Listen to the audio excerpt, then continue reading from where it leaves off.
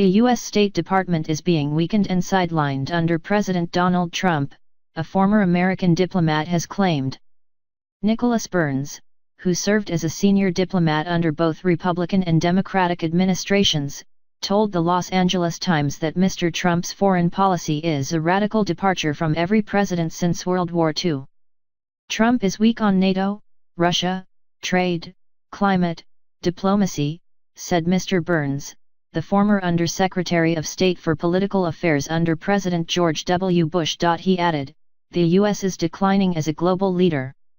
Since taking office, Mr. Trump has pursued an America First agenda that involves shying away from various global commitments. This summer, for example, Mr. Trump pulled the U.S. out of the Paris Climate Accord, a landmark environmental agreement to which nearly 200 countries signed in. He also refused to certify Iran's compliance in a historic nuclear deal, and threatened to make NATO member countries pay more to ensure their defense. Mr. Trump also shocked diplomats earlier this month when he acknowledged Jerusalem as the capital of Israel, a decision the UN believes should only be negotiated during Israeli-Palestinian peace talks. Nearly every former U.S. ambassador to Israel told the New York Times that they disagreed with the president's decision.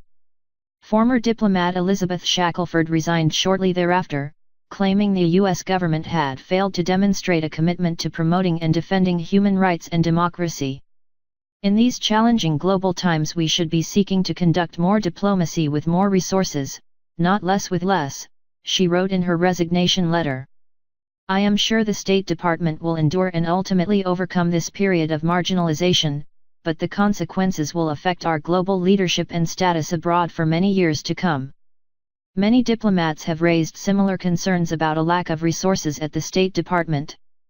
Secretary of State Rex Tillerson has implemented a hiring freeze at the department, and proposed slashing his own budget by almost 30%. America's Office of Management and Budget recently directed the department to cut staffing by 8%. 60% of career ambassadors have left the department this year, and 74 top posts remain vacant, according to Foreign Policy. Democratic members of the House Foreign Relations Committee wrote a letter to Mr. Tillerson last month, urging him to reverse what they called an intentional